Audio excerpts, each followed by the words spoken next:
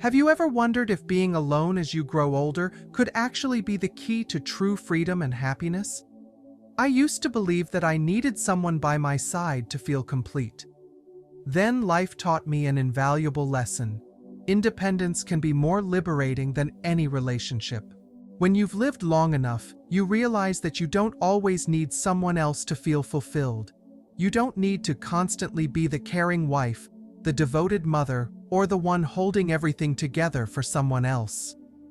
You can live for yourself, on your own terms, and feel completely at peace with that choice.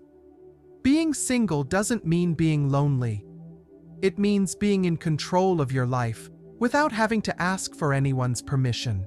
In this video, I'm going to share the things no one tells you about growing older on your own. We're going to talk about the myths society feeds us, about the invisible pressure that makes us feel like we have to belong to someone. But you know what? You absolutely can belong to yourself and live a fulfilled life. Stick with me until the end, and I promise you'll see that embracing your freedom might be the best decision you ever make. If you like this video, you can help me continue to spread the old age lesson. If you haven't subscribed yet, I recommend you subscribe and turn on the bell so you don't miss any videos. If you like this video, please comment number 1. If you don't like it, comment number 0 to let me know so I can make a better video for you. Let's explore together what true freedom really looks like. As we grow older, one question seems to always linger. Is it truly better to be alone, or do we need someone by our side to feel complete? This isn't just a casual question, it's an inner struggle that many face in their later years. Society often paints the picture that happiness only exists when we have a partner, but what if that's not entirely true? What if embracing independence is actually the key to true freedom and happiness? In this video, we're going to break down the myths about relationships as we age and dive into the surprising reasons why choosing to be alone can bring a deep sense of fulfillment. We'll explore how to redefine the true meaning of love and friendship without conforming to society's expectations. You might find that being alone isn't the same as feeling lonely. In fact, it can be an opportunity to live more authentically. Stay with me until the end, because I promise you'll gain a completely new perspective on living alone without feeling lonely. If this message resonates with you, don't hesitate to like, share, and subscribe so we can continue exploring the truths about relationships and personal fulfillment together. Romantic love. It's the golden standard, isn't it? Society glorifies it, paints it as the ultimate achievement in life, the finish line that determines your worth. They make us believe that if you don't have someone by your side, you're somehow incomplete, like you've missed the grand prize. But here's the truth no one wants to talk about. It's all a carefully constructed illusion, a narrative designed to keep us chasing something that often doesn't exist. Look around you. How many couples do you see staying together out of habit rather than happiness? They go through the motions, smiling for family photos and celebrating anniversaries, but deep down, they feel trapped. They're scared to admit that maybe, just maybe, they'd be better off alone. Why? Because admitting that would mean facing society's judgment, the whispers that label them as failures. And so, they choose to stay in relationships that no longer fulfill them, performing roles they've outgrown, all to avoid the stigma of being single. From the moment we're born, we're spoon-fed the idea that love and partnership are the ultimate goals. Fairy tales, movies, music, they all sell us this grand narrative. It's so deeply ingrained that most people never stop to question it. They accept it as truth because it's easier than challenging the norm. But here's the uncomfortable reality. Most relationships are cages wrapped in pretty ribbons. They look beautiful on the outside, but inside, they trap you in cycles of compromise, routine, and sometimes even resentment. Sure, in the beginning, it's fireworks and butterflies. But when the spark fades, and it always does, all that's left is routine disguised as commitment. People stay because they're scared to be alone, scared to confront themselves. But here's the kicker. Being alone isn't the problem. It's the fear of facing who you are without someone else's validation. It's the fear of truly knowing yourself. The saddest part? Society applauds this cycle. It celebrates anniversaries, romantic gestures, and couple goals, but it never stops to ask if the people behind those smiles are truly happy. It encourages us to keep up the charade, to stay in relationships that don't fulfill us, all to avoid the label of lonely. But here's the secret no one talks about. You were never incomplete to begin with. Love, the kind they sell us, is just one path, not the only one. True freedom comes when you realize that you were always whole, with or without a partner. The illusion of seduction and romantic beginnings. The story often begins with a flirtation, but it's not as simple as it used to be. What was once an honest attempt to connect has now turned into a carefully orchestrated performance. We no longer approach each other with sincerity. Instead, we play roles that are meticulously scripted, like actors in a social drama. It's not about truly understanding one another, but about presenting the most polished version of ourselves. The version we believe the other person wants to see. And ironically, we call this romance. It's astonishing to think about how many relationships begin with this kind of deception. We polish our image, deliver rehearsed jokes, and portray ourselves in ways that make us seem more interesting, funnier, or even kinder than we actually are. We create a version of ourselves that is far removed from our true selves and expect the other person to fall in love with that illusion. But how can genuine love grow from a lie when we were part of the deception from the very start? We enter relationships like master marketers, crafting our personal brand to gain approval, not to form authentic connections. We hide our flaws, conceal our insecurities, and showcase only the best parts. And then, when the masks inevitably fall off and the truth is revealed, we feel disappointed, betrayed, and confused as to why things fell apart. But how could it ever last when the foundation was built on falsehoods? It's a game we all play, sometimes unconsciously, sometimes deliberately. We put on makeup, not to feel good about ourselves, but to be admired by others. We laugh at jokes we don't find funny, and nod in agreement just to keep the peace. We present ourselves as flawless, invulnerable beings, and then we wonder why no one truly understands us. But how could they when we never showed them who we really are? That's the tragedy of modern romance. We don't fall in love with real people anymore. We fall in love with roles, with images that we've crafted ourselves. And when those roles become impossible to maintain, we feel empty, lost, and begin to question whether love even exists. But maybe the problem isn't with love itself, but with the way we approach it. The fallacy of love as a fix. Romantic love has been glorified to an almost sacred status in our society, often portrayed as the ultimate achievement of one's life. It's as if choosing to be alone makes you incomplete or unsuccessful. We're taught that having someone by your side is the mark of a fulfilled life, while a life without a partner is seen as empty or meaningless. But if you take a closer look at the world around you, you'll see that this ideal is nothing more than a myth, a construct that many blindly follow despite the truth being so plainly visible. It's astonishing how people fail to realize this fundamental fact. You were born whole, you live whole, and you die whole. Every relationship, every social expectation is simply a circumstance, an illusion crafted by external pressures. When you take a step back and observe, you'll notice how many people are trapped in relationships they no longer want, yet they continue to pretend to be happy. Why? Because admitting they might be better off alone would mean admitting failure in society's eyes. Relationships are often born out of stagnation, a habit ingrained in us from childhood. It's just what people do, right?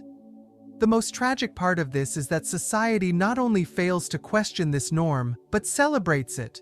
It encourages people to continue in romantic relationships that no longer fulfill them. The love they sell us isn't love at all. It's a cage decorated with illusions.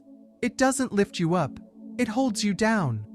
Sure, at first, it's all sparks and fireworks, but when those flames die out, all that's left is the dull smoke of routine disguised as commitment. And the reason we stay? To avoid being labeled as lonely, to dodge the discomfort of being alone. That's the steep price we pay to avoid confronting ourselves and the truth that ultimately, you are alone in this world. I've seen too many people stuck in empty relationships just because they're terrified of being alone. Instead of facing the discomfort of solitude, they choose the comfort of a partner whose heart has long grown cold. They keep up the charade of happiness, playing the part of the loving spouse, but behind the smile is a haunting emptiness. That's not love. That's fear. Fear of judgment, fear of being seen as a failure, fear of facing oneself. I've watched women around me hold on to relationships that have long lost their meaning, just to avoid the label of lonely. But what's lonelier than being next to someone who no longer sees you? What's more heartbreaking than sitting across the dinner table from a person who's become a stranger? Society convinces us that loneliness is the tragedy, but I believe the real tragedy is feeling alone within your own relationship. I've lived long enough to realize that loneliness isn't the enemy. It can be the greatest teacher you'll ever have. When you learn to embrace the quiet of your own company, you find a freedom no one can take away. You don't need someone else to feel whole. You don't need anyone's approval to validate your worth. You can love yourself without needing a lover to prove it. But the truth is, most people never reach this level of freedom because they're too scared to face themselves.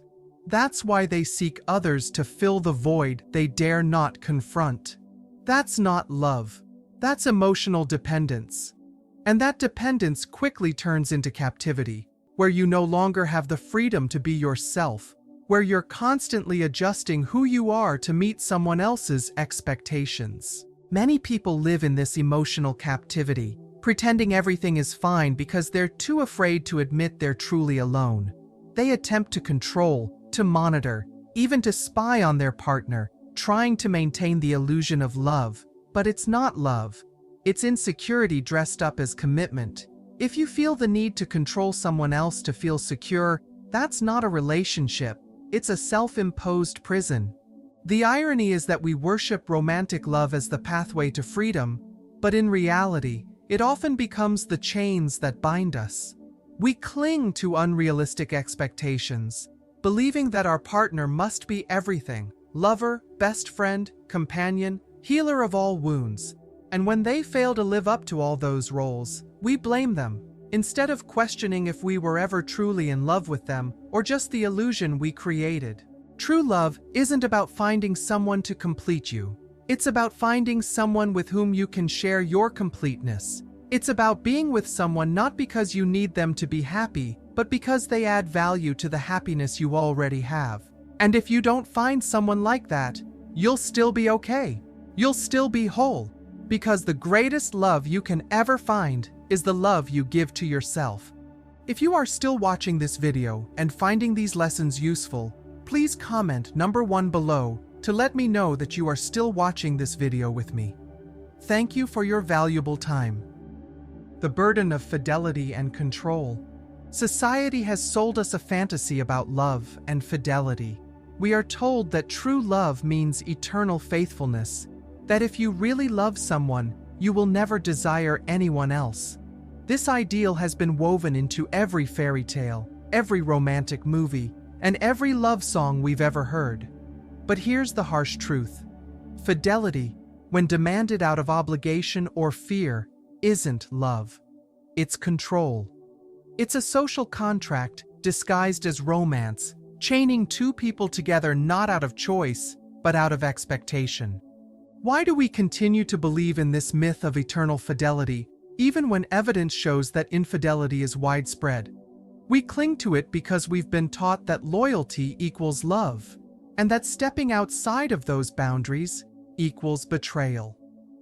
But this belief is rooted in fear, not love. It's a fear of loss, a fear of loneliness, and ultimately, a fear of societal judgment. We are more afraid of what people will say than we are of living unfulfilled lives. The truth is, love based on control is a lie. Faithfulness that is imposed out of obligation is a prison, one that suffocates rather than liberates. It reduces love to surveillance, where trust is replaced by suspicion. We check each other's phones, interpret silences as signs of betrayal, and live in a state of constant anxiety. This is not love, it's emotional imprisonment. We have been conditioned to believe that being faithful means sacrificing desire, as if human passion were something that can be switched off like a light. But human desire is as natural as the need to breathe, and suppressing it doesn't make it go away. It only drives it underground, where it festers, building resentment and frustration. The more we try to control someone's desires, the more they long to break free. That's the paradox of control. It guarantees the very outcome we fear most. Why are we doing this to ourselves? Because we have confused love with possession. We've been taught that to love someone means to own them, body and soul. But love is not about possession, it's about connection. True love is about wanting someone to be happy, even if that happiness doesn't always include you. It's about respecting their autonomy, their choices, and their freedom. But society doesn't see it that way. We live in a world that teaches us to fear solitude, that tells us we are incomplete without a partner. We are pressured into relationships, not because we truly want them, but because we are terrified of being labeled as failures. We stay in unfulfilling partnerships because we're more afraid of loneliness than we are of living a lie. And so we pretend. We play our roles. We perform fidelity not out of love, but out of fear of judgment. But living in fear is not living at all. True freedom and true love begin when we let go of the need to control, when we stop trying to own each other and start respecting each other's independence, when we realize that fidelity is meaningful only when it's a choice, not an obligation. A love built on control is a love doomed to fail because it suffocates the very essence of what makes love beautiful: freedom. Look at nature. Animals don't bind themselves to one partner for life. They live freely, experiencing joy, companionship, and love without the burden of ownership. They are true to their nature, without guilt or shame. Humans, on the other hand, are the only creatures who turn love into a contract, binding themselves to a set of societal rules that dictate how they should feel, who they should desire, and how they should behave. And then we wonder why relationships feel suffocating, why passion fades, why love feels like an obligation. It's because we have turned love into a cage. We have burdened it with rules and expectations that have nothing to do with authentic connection. We have equated love with control and loyalty with imprisonment. We have forgotten that love should be a choice, not a duty. That it should be about mutual respect and shared joy, not about ownership and surveillance. The burden of fidelity is heavy because it is rooted in fear, fear of loss, fear of judgment, fear of failure. But fear is not love. It's control dressed up as devotion. It's manipulation masquerading as commitment. It's emotional blackmail designed to keep people in line, to keep them loyal not out of love, but out of obligation. But love isn't about obligation. It's about freedom. It's about choosing each other every day, not because you have to, but because you want to. It's about respecting each other's individuality and autonomy. It's about allowing each other to grow, to change, and to be who they are, without the chains of possession or jealousy. If fidelity is a choice made freely, out of love and respect, then it is beautiful. But if it is demanded out of fear, obligation, or societal pressure, then it is a burden that crushes the spirit and kills love. To truly love is to let go, to trust, and to set each other free. Imagine a love where two people choose to be together, not because they need each other to feel complete, but because they find joy in each other's presence.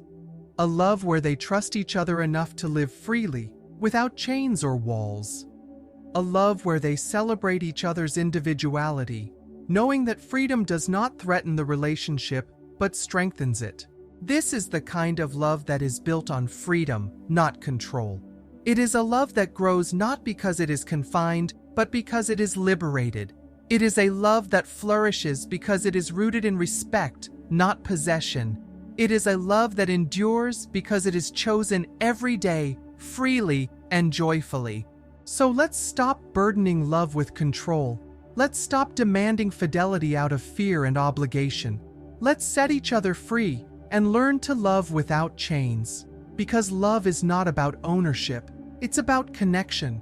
It's not about control. It's about respect. And above all, it's not about fear. It's about freedom. Only then can we truly love, deeply and authentically, without fear or possession. Only then can we break free from the burden of fidelity and control. Only then can we experience the joy of a love that is liberated, expansive, and genuinely free. If you are still watching this video and finding these lessons useful, please comment number 2 below to let me know that you are still watching this video with me. Thank you for your valuable time. Sexual freedom versus societal norms. We live in a world that glorifies relationships and demonizes solitude. This isn't by accident. Society upholds the notion of partnership because singlehood is a threat to the structures that maintain social order. An independent person, untethered by emotional dependence, is a person who cannot be easily controlled. They don't fear loss, they don't conform to societal roles, and they don't live within the narrow confines prescribed to them. This autonomy is terrifying to a world that insists on fitting everyone into the mold of traditional partnership. People who consciously choose to be single challenge the narrative that fulfillment can only be found through a partner. They are living proof that happiness isn't tied to romantic attachment. They represent the freedom to exist authentically, without being burdened by the expectations others impose. And that freedom, to some, is more dangerous than any rebellion could ever be. From the moment we are born, we are conditioned to believe that singlehood is a failure, a flaw that needs fixing. We are taught that life without a partner is incomplete, a story left unfinished, waiting for its resolution in the form of a relationship. But the truth is that singlehood is not a problem to be solved. It's a conscious choice, one that requires courage, self-awareness, and emotional independence, traits that many people are too fearful to cultivate. The irony is that those who criticize the single life are often the ones trapped in relationships that no longer serve them. They cling to connections that have outlived their purpose, dragging them through life like emotional baggage they are too afraid to release. They stay, not because of love, but because of fear. Fear of loneliness, fear of societal judgment, fear of confronting themselves. Society has brainwashed us into believing that coupling up is the default, the standard against which all lives are measured. But this mindset is nothing more than a social construct designed to limit our growth and maintain outdated power dynamics. The natural state of human beings is freedom. The freedom to be oneself, unencumbered by societal expectations or emotional dependence. Animals understand this better than we do. Wolves hunt in packs, but sleep alone. Lions live in prides, but do not form lifelong emotional contracts. They operate with an intrinsic understanding of independence, an instinctive knowledge that we humans have long forgotten. Only humans have turned love into a lifelong contract, chaining themselves to one another under the guise of romance, all while denying themselves the most fundamental freedom of all, the freedom to simply be. Emma Goldman once said, "The most violent element in society is ignorance, but I would argue that the most tragic form of ignorance is to love one's chains." And this is exactly what we do. We romanticize relationships because they provide a false sense of security, even though deep down we know that this safety is nothing more than a beautifully crafted prison. This pressure to couple up is even more insidious when it comes to women. They are told that their worth is tied to their ability to attract and keep a partner. If they remain single for too long, Society starts to pity them, as if they are missing out on some fundamental aspect of life. What these people don't realize is that the single woman is not suffering. She stands outside the system, observing others trapped in relationships that died long ago. She watches couples live in bitterness, stuck in cycles of resentment and obligation. And sometimes, she even feels a twinge of comfort when these couples criticize her lifestyle, knowing that their judgment is merely a projection of their own unhappiness. They cling to their partnerships not out of love, but out of fear. Fear of facing themselves, fear of stepping outside the societal mold, fear of confronting the uncomfortable truth that they might be better off alone. The societal obsession with romance is not born out of love, but out of insecurity. Single people are living proof that happiness is possible without a partner, and this challenges the very fabric of societal norms. If one person can live a fulfilling life alone, then it forces others to question why they can't do the same. It forces them to confront the uncomfortable truth that love is not mandatory. This is a deeply unsettling reality for a society obsessed with coupling up. The single person becomes a walking reminder that freedom is not just an option, but a choice, one that is often more fulfilling than the safety a partner provides. And so society continues to stigmatize singlehood, not because it's undesirable, but because it's powerful. In a world that profits from our insecurities, the truly radical act is to be content alone. To choose oneself without apology. To live freely, unburdened by societal expectations or emotional dependence. This is not just a lifestyle choice, it's an act of rebellion. And for some of us, that freedom is more valuable than any ring, any vow, or any societal approval could ever be. If you are still watching this video and finding these lessons useful, please comment number 3 below to let me know that you are still watching this video with me. Thank you for your valuable time. The power of singlehood. Being single isn't about the absence of love. It's about possessing an unparalleled respect for oneself. It's a conscious choice that refuses to negotiate freedom or trade time and body for fleeting illusions of connection. It is the decision to step out of the circus of seduction and possession, the never-ending game where everyone pretends to be indifferent while secretly vying for attention. This dynamic is irrational, schizophrenic, and paranoid by its very nature. Choosing to be single means stepping away from that farce. It means no longer pretending to be something you're not, having nothing to prove to anyone. The single person doesn't need to impress. They simply live. They don't compete for attention. They exist in their own space, at peace with themselves. They don't need to dance to anyone's tune or conform to societal expectations. Their value isn't tied to someone else's approval. Oscar Wilde once said, "To love oneself is the beginning of a lifelong romance." If a relationship doesn't contribute to your growth or expansion, then it isn't love. It's just an anchor. True love should enhance your life, not define it. Singlehood allows relationships to exist freely, without contracts, emotional debts, or expectations of ownership. Casual connections, when rooted in mutual respect and honesty, aren't threats to freedom. They're expressions of it. They arise from spontaneity and authenticity, grounded in genuine connection. That's the true purpose of love. Singlehood, when embraced in its purest and most profound form, becomes an act of deep honesty with oneself and the world. It's a conscious, deliberate choice to no longer deceive oneself with false promises of unattainable eternal love. It's the powerful acceptance of reality. Love is not about possession, control, or clinging to another person. It's about the freedom to love unconditionally, without needing to own. It's about enjoying life and experiences without rigid promises or expectations, knowing that real connection doesn't require sacrificing yourself. Singlehood isn't merely a phase or temporary state, it's a destination. It's the place where you realize your worth and strength, free from the pressures of external expectations. This destination is called freedom, and only a few truly reach it.